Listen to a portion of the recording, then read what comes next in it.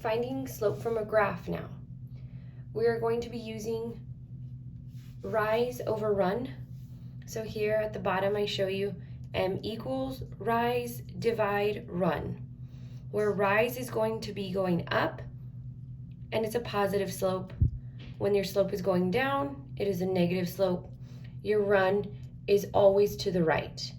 So take a moment and write this down. I'm going to move on to your examples.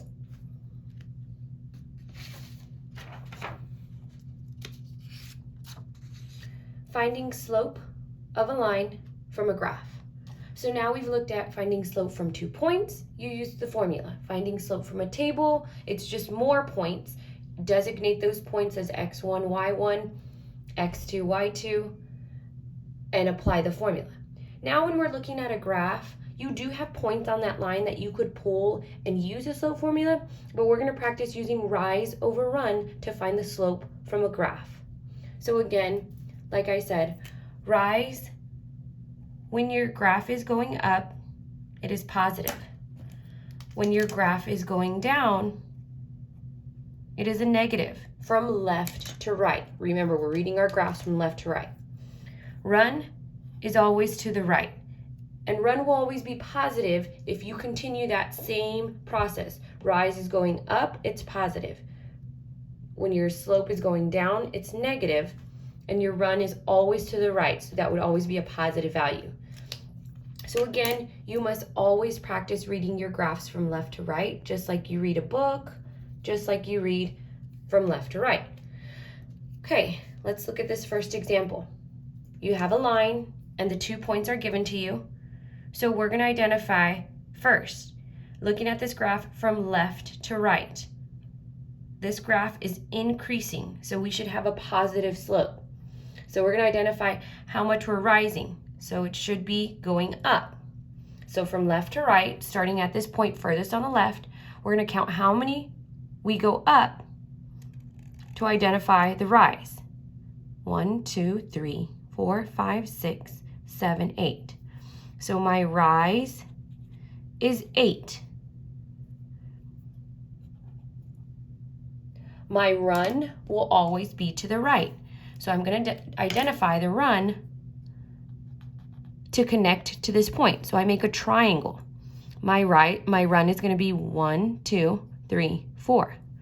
So my run is 4. Again, run is always to the right. Now we're just going to take that and divide. Rise, divide, run. So rise is 8. Divide, run, which is 4. And this simplifies to 2. So my slope is 2. And what that means is I can start at this point, and 2 is a whole number. So any whole number is really over 1. So if I go up to right 1, that's a point on my line. Up to right 1, that's another point on my line. Up to right 1, up to right 1. So there's all of these points in between we didn't notice, and we just found the slope from this first point all the way to this top point. And you end up with the exact same slope using rise over run to identify that you are rising 2 and running 1, which is equivalent to rising 8 and running 4. So know that if your points are not there, you can make your points, but they need to be on these intersecting points here. Okay, let's look at our next example. Here you have a line, and there are no points. So we need to make our points. When we make our points, you can choose any 2 points. It doesn't matter how close, it doesn't matter how far, but you need to make sure that they are intersecting. So if I look at this graph, I can make a point right here, but I do not want to make a point between these two, between 2 and 3 on the y's. That would not get us to use the rise over run correctly. But I do want to use this point right here that's intersecting. And again, this point here next to 1 on the x is not an intersecting point on your graph. You would get a decimal, and you don't want to be dealing with decimals. You don't want to guess what that number is. So let's make our 2 points and then identify rise over run. So we can start with this point here at the top, and then we can have this point here on the y-axis. So if we're going to use rise over run, let's first identify, is my graph going up or down? Is this a positive or negative slope? So looking at my graph from left to right, it's going down. So my rise is going to be going down, which is negative. That means I have a negative slope. I'm going to go down and count how many values I go down. 1, 2, 3. So my rise is going to be a -3. When I identify this line or this slope as negative, when you go down, it's negative. So that's why we indicate it with using -3. My run is always to the right. So from here, I will go until I hit my point on my graph. So my run is 2. So my rise was -3. My run is always to the right, +2. Now all I have to do is divide. And I can write this out so we understand what numbers we're dividing. Rise divide run, -3 divide 2. So that means if I use that same value, -3 over 2, and I use -3 down 3, 1, 2, 3, over 2, 1, 2, I would get another point on this line. Down 1, 2, 3, over 2. I would get another point on this line. So understanding what the slope means is your change in your y's over your change in your x's.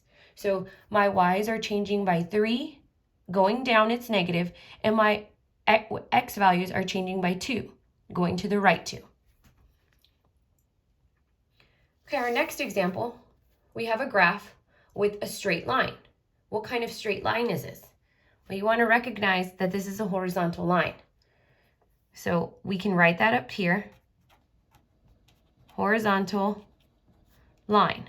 And you're going to notice anytime you find the slope of a horizontal line, it's a specific value. So let's go ahead and try and find a rise over run and identify the slope.